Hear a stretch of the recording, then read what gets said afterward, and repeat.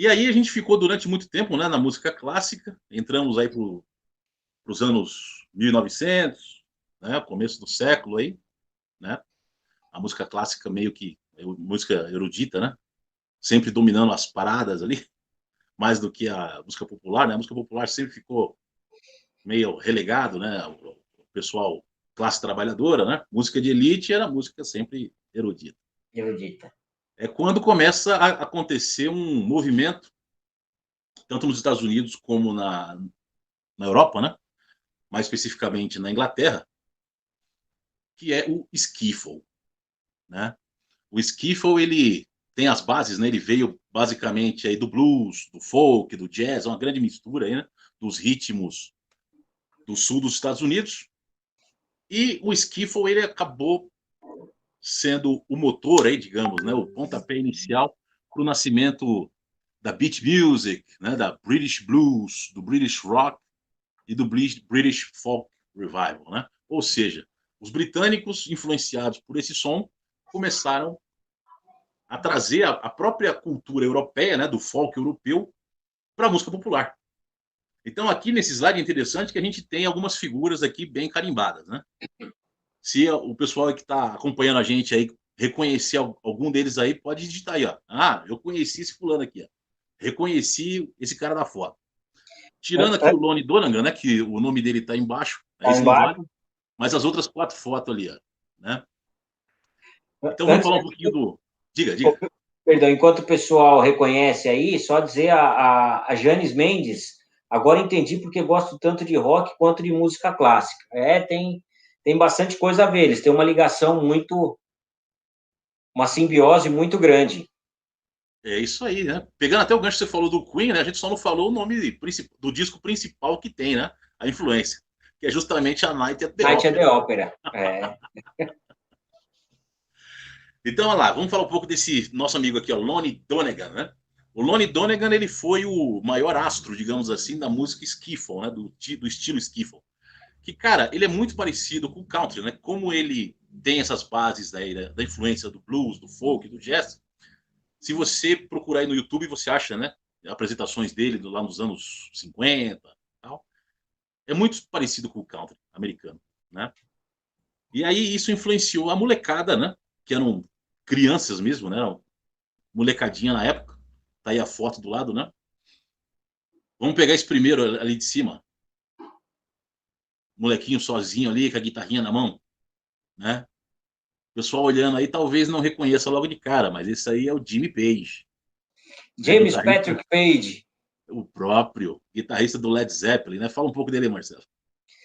o Jimmy Page dos meus ídolos, né? O Jimmy Page foi o guitarrista do Led Zeppelin, foi, na verdade, o idealizador do Led Zeppelin, né? Ele era um produtor de estúdio na Inglaterra dos anos 60, se, se encheu de trabalhar como produtor, como arranjador, né? E aí foi tocar baixo nos Yardbirds, logo em seguida assumiu a guitarra nos Yardbirds. Os Yardbirds acabaram, ele ficou com uma agenda na mão, ele foi atrás de alguns músicos e montou talvez uma das maiores bandas da história do rock, que é o Led Zeppelin, né? Um detalhe interessante, né? Dizem, né? Isso é uma lenda urbana, né? Mas dizem que 60 a 70% da música pop gravada na Inglaterra, acho que de 63 até 67, o Jimmy Page toca, né? Então ele era um rato de estúdio, tem muita coisa do The Kinks, coisas do The Who, que tem a guitarra do Jimmy Page lá. E o Jimmy Page realmente era um fã, acho que como todo jovem britânico dessa época, era fanático pelo skiffle, né? O Jimmy Page, o Brian May, bom, vamos seguir aí. Já falei demais já. Não, mas é isso mesmo, cara. Se você analisar toda aquela molecadinha, né? Isso a gente está falando de ícones gigantescos do rock, né? A gente está falando aqui de bandas como Led Zeppelin, The Who, né? Beatles, Stones, toda essa galera que veio de 60 para frente bebeu nessa fonte, né? Foi influenciado por esses caras. né? O Elvis Presley, ele marcou ali os anos 50, né? Com o rebolado dele, com aquela música solta e coisa e tal. Por quê? Porque ele também vinha dessa fonte, né? Então, os moleques super que se identificaram com isso. Pô, o cara curte o mesmo som que nós, né? Skiffle, tal, não sei o quê, o country americano, né? E agora tá nascendo esse negócio chamado rock and roll. Cara, é a nossa cara, essa é a linguagem da juventude. Né? E isso pegou no Brasil também, né? Se a gente analisar o final dos anos 50, né? De 55 até 59, o que a gente conhece como Iê, Iê, Iê, né? O rock and roll foi uma revolução no Brasil. Aí depois veio a Jovem Guarda, veio as outras coisas, né? Mas esse primeiro movimento que veio dessa fonte, cara, foi super marcante para todos, né? Sim, sim, sim, sim, é isso aí. E aí, pegando esse gancho, né, do Jimmy Page, a foto de baixo é o próprio Jimmy Page com o grupo dele, né? Então tá ali ele de novo, com a guitarra na mão ali, e o pessoal que acompanhava ele, né? Agora, a foto aqui do lado tá mais na cara, né? Mais conhecido, né? Tem ali um guitarrista canhoto, né? Que essa carinha não nega, a gente sabe quem que é, né? E o guitarrista do lado dele também, com essa cara, né, de menino mal, a gente sabe quem é também. Então, essa banda que tá tocando aí, gente, na verdade, chama The Quarrymen, né? Essa é a banda que é anterior aos Beatles, né? Então, antes de existir Beatles, existiu o The Quarrymen, que é essa banda que a gente está vendo aí, que Um, basicamente tocava skiffle e rock and roll, né? um detalhe interessante dessa foto, Sandrão, né, é que essa foto foi tirada exatamente no dia que se conheceram John Lennon e Paul McCartney. Olha aí. O Paul McCartney não era do Quarrymen, né? E aí ele foi lá e foi convidado a tocar com eles, então foi praticamente o dia que eles se conheceram aí. Então, uma foto totalmente histórica, né? É. E embaixo tem ali o John, né? Fazendo ali o vocal também. Ou seja, né? O skiffle foi o pontapé para a molecada começar a aprender a tocar guitarra, começar a tocar baixo, né? Começar a tocar esses instrumentos de corda, né? Porque até então, né? Os pais compravam o que para os filhos aprender, né? Piano. Então você tem que ter aula de piano, tem que aprender piano e tal, justamente por causa da carga erudita, né? De toda a tradição da música europeia, que a gente já falou, né? Então, quando vem esse estilo que traz guitarra, que traz bateria, né? O contrabaixo acústico, o piano acaba entrando ali também, só que num outro estilo, né? Influenciado aí por Jerry Lee Lewis, né? Influenciado por Little Richard, a forma de tocar um piano totalmente diferente do que os caras estavam acostumados. Isso mexeu com a cabeça da molecada, né? Então, a gente está falando aqui de moleque de 13, 14 anos, É. né? A gente recorda da nossa época e também com 13, 14 anos, cara, você queria saber de tudo, você queria conhecer o mundo, queria, né? Então, isso foi bem marcante. E aí, lógico, né? Essa geração dos anos 50 toda, como a gente falou, até a gente acabou dando spoiler aqui, acabou influenciando esse povo aqui. Ó. Vamos lá, vamos ver a cara dos cidadãos aqui. Uhum. Vai lá, Marcelinho, fala aí, cada um. Sandrão, eu tô vendo, tá muito pequenininho aqui para mim. Eu vou falar, deixa eu tentar aumentar aqui, que tá. Os que você não enxergar, eu falo aqui. Tá. Fica tranquilo. Então vamos lá. Ó, eu tô vendo aqui os The Beatles, Jethro Tull, Yes, Rolling Stones, Pink Floyd, Queen, Yngwie Malmsteen, Deep Purple, Lá na ponta Genesis, direita, isso, Gênesis aqui embaixo, do Pink Floyd. Isso aí. na ponta direita, cara, tá. Ah, meu Deus, aqui eu não tô reconhecendo. Esse é o Uriah Heep. Uriah Heep. E esse De igual também tamanho. embaixo, aqui à direita, também não tô reconhecendo, cara. Esse é o Supertramp. Puta merda, como eu pude não reconhecer o Supertramp? Olha só que interessante, né, bicho? Tirando o Ig Malmsteen aí, que é sueco, se eu não me engano, É, né? O resto é o quê? Tudo britânico, tudo britânico. né? Tudo inglês, cara. Tudo do Reino Unido, da Escócia, né? Daquela região ali. Então, quando a gente fala invasão britânica, né? Às vezes as pessoas não entendem, falam, como assim invasão britânica, né? Quem deu o pontapé inicial foi os Beatles, né? Vindo para a América ali, praticamente dominando, né, as paradas de sucesso. Na sequência deles veio esse povo todo, né? Todo. Que já tinha um trabalho na Inglaterra também, né?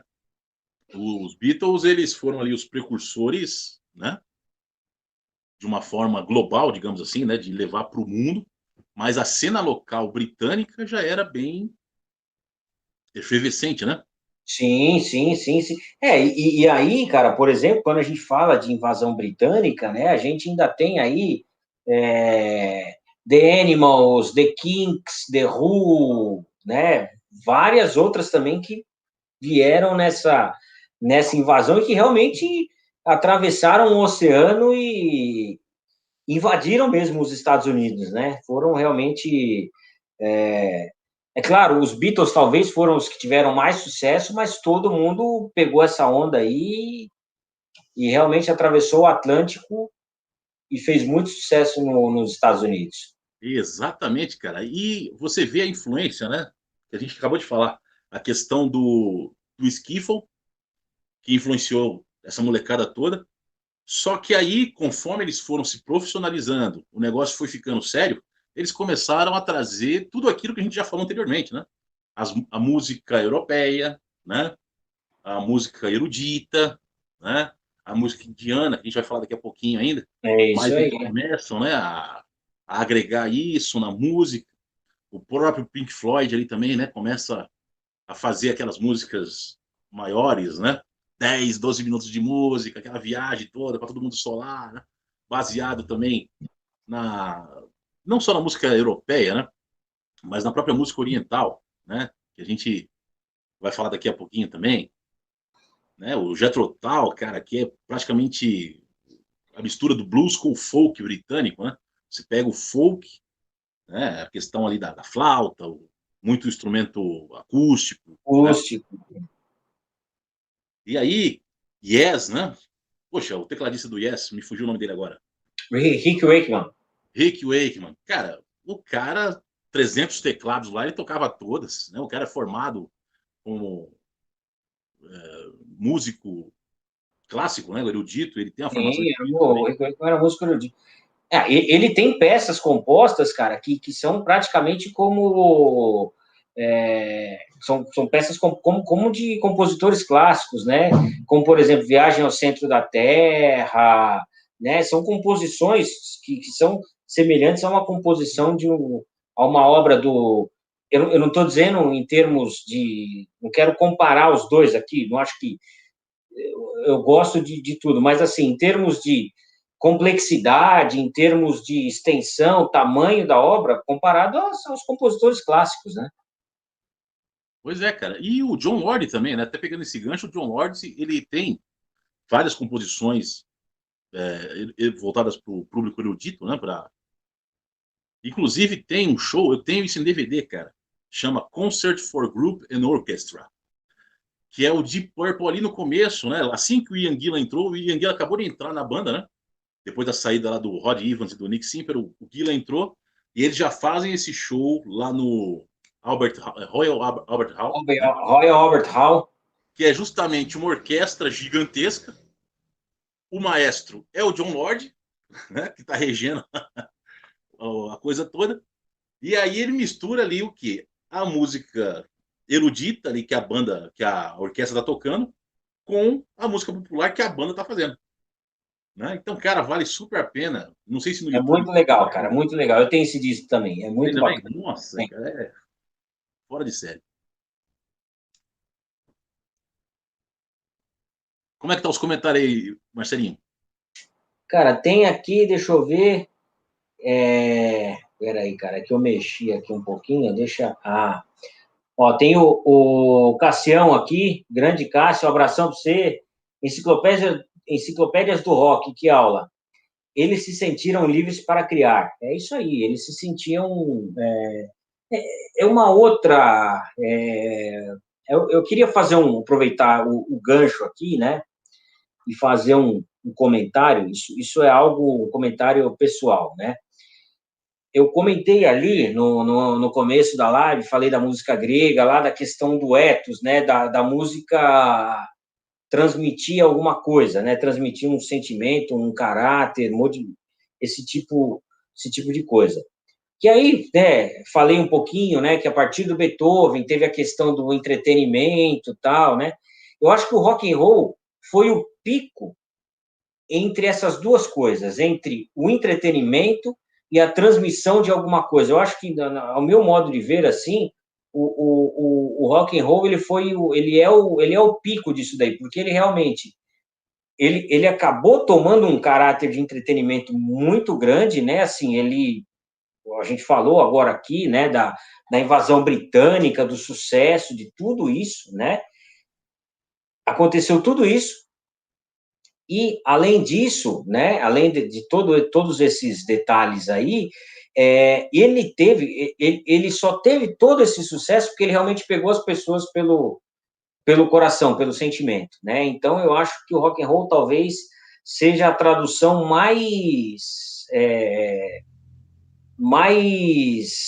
como é que eu posso dizer? A maior tradução da fusão entre o ethos, o sentimento e o entretenimento, né? Eu acho que o rock and roll tem essa capacidade aí.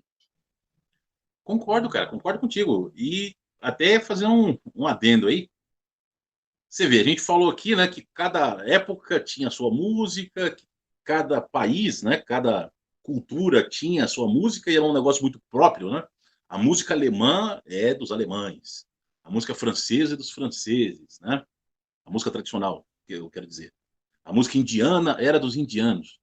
E aí, pegando o gancho do que você falou, o rock and roll, eu acredito que ele foi uma manifestação, a primeira manifestação multimídia da história da música, porque ele É, pegou tudo, misturou tudo, e aí ele começou a divulgar essa mistura, não só através da música, mas aí essa mistura toda começou a virar o quê? Além de virar um comportamento, um estilo de vida, começou a influenciar em outras artes também. Né? Então começou a influenciar no cinema, no teatro, começou a influenciar nas artes plásticas, né? Na escultura, na pintura, enfim, na na poesia, literatura. literatura. Né? Então, o rock and roll, eu acho que ele tem essa particularidade, né? Que ele conseguiu pegar todas essas culturas, essas influências, mixar numa coisa só, falar, galera, isso aqui tudo pode fazer parte de um negócio só. Sim, Independente de onde você veio, independente de quem você é, independente do seu gosto, né?